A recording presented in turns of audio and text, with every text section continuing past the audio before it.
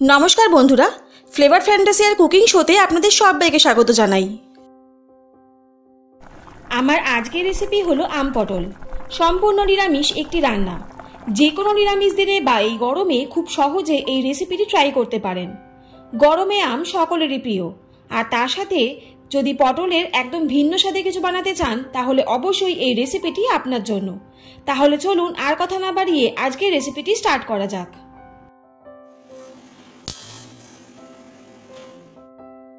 আমি এই রান্নাটার জন্য সরু পটল ইউজ করেছি। দোলমা যে পটলগুলো হয় সেরকম বড় পটল নেওয়ার দরকার নেই, এরকম সরু পটল নিলেই আপনাদের হবে।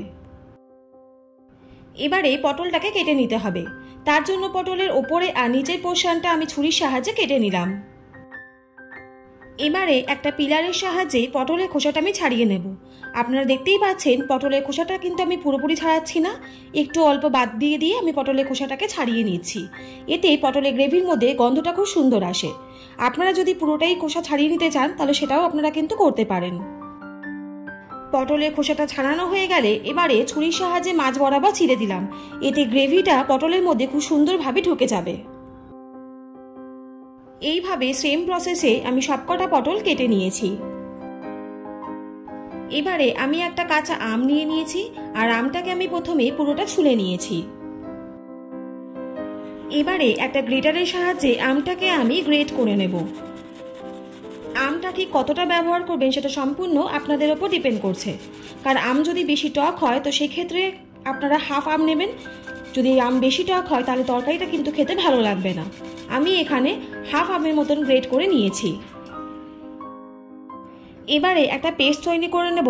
তার জন্য একটা মিক্সিং জারে নিলাম 1 টেবিল স্পুন পোস্ত, 1 টেবিল স্পুন সাদা সর্ষে আর 4-5টা কাঁচা লঙ্কা। সামান্য একটু জল দিয়ে এটার একটা মিহি পেস্ট তৈরি করে নেব।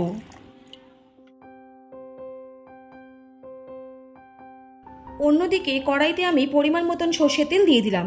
সর্ষের তেলটা একটু বেশি দিলাম যাতে পটলটাও ভাজা হয়ে যায় আর বাকি রান্নাটাও হয়ে যায়।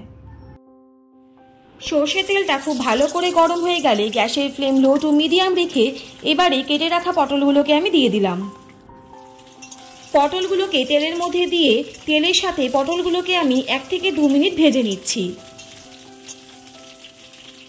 1 থেকে 2 মিনিট পটলগুলোকে তেলের মধ্যে নাড়াচাড়া করার পর দিয়ে দিলাম স্বাদমতো লবণ এবং হাফ টিস্পুন হলুদ গুঁড়ো। লবণ আর হলুদ গুঁড়ো দিয়ে পটলগুলোকে আমি আরও 3-4 মিনিট ভেজে নিচ্ছি, যতক্ষণ না পটলের কালারটা হালকা চেঞ্জ হয়েছে। পটল কিন্তু খুব বেশি ভাজার প্রয়োজন নেই, তাহলে কিন্তু পটলটা নরম হয়ে যাবে, এতে গ্রেভিতে একদম গলে যাবে। দেখুন পটলটা খুব সুন্দরভাবে ভাজা হয়ে গেছে। এবারে কড়াই থেকে তুলে নিচ্ছি। এবারে ওই তেলের মধ্যেই ফোড়নে দিয়ে দিচ্ছি হাফ টিস্পুন পাঁচফোড়ন এবং 2টো শুকনো লঙ্কা আর দিয়ে দিলাম অল্প একটু হিং। যে কোনো নিরামিষ রান্নায় হিং দিলে গন্ধটা কিন্তু খুব সুন্দর লাগে। ফোড়নটাকে 30 থেকে 40 সেকেন্ডের মতন ভেজে নেব। ফোড়নের একটা সুন্দর গন্ধ বেরোলে এবারে এর মধ্যে বেটে রাখা পেস্টটা দিয়ে দিলাম। এর মধ্যে দিয়ে দিচ্ছি হাফ টিস্পুন হলুদ গুঁড়ো এবং 1 টিস্পুন লঙ্কার গুঁড়ো। ঝালটা অবশ্যই আপনারা পছন্দ মতন দেবেন। এবারে সবকিছু মশলাকে আমি 2 থেকে 3 মিনিট খুব ভালো করে কষিয়ে নেব।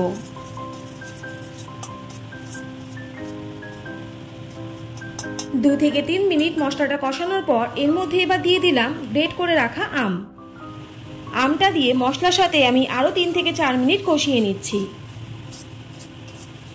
পটলের একঘেয়ে স্বাদ থেকে যদি মুখে রুচি পাল্টাতে চান আর অন্যরকম কোনো রেসিপি ট্রাই করতে চান তাহলে অবশ্যই এই রেসিপিটা ট্রাই করবেন। গরম ভাতে কিন্তু দুর্দান্ত লাগবে।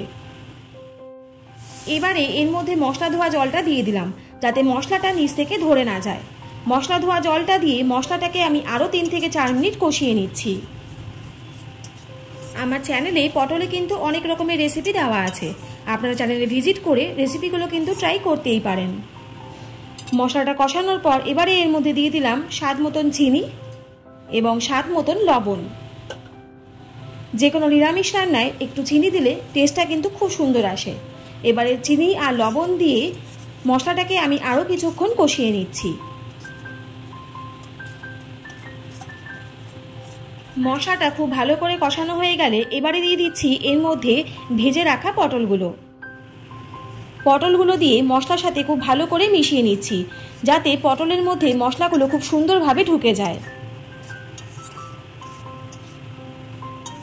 মশলার সাথে পটলগুলোকে 1-2 মিনিট খুব ভালো করে আমি কষিয়ে নিলাম।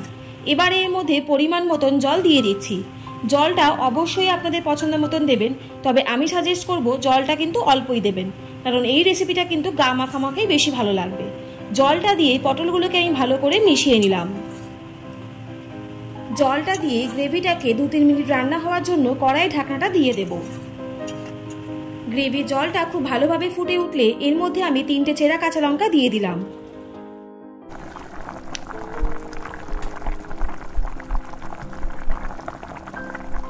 দেখুন আমাদের আজকের রেসিপি আম পটল একদম রেডি, শুধুমাত্র গরম গরম ভাতের সাথে পরিবেশনের অপেক্ষা। তাহলে আজকের রেসিপিটা আপনাদের কেমন লাগলো অবশ্যই কিন্তু কমেন্ট করে জানাবেন। আর যদি ভালো লাগে তাহলে চ্যানেলটা please like, share and subscribe করতে ভুলবেন না। আর পাশে থাকা বেল আইকনটা অবশ্যই প্রেস করে দেবেন, যাতে এরকম নিত্য নতুন রেসিপি আপনাদের কাছে সবার প্রথম চলে যায়। সবাই সুস্থ থাকুন, ভালো থাকুন, অনেক ধন্যবাদ পাশে থাকার জন্য। দেখা হচ্ছে নেক্সট কোনো ভিডিওতে, ততক্ষণের জন্য টাটা।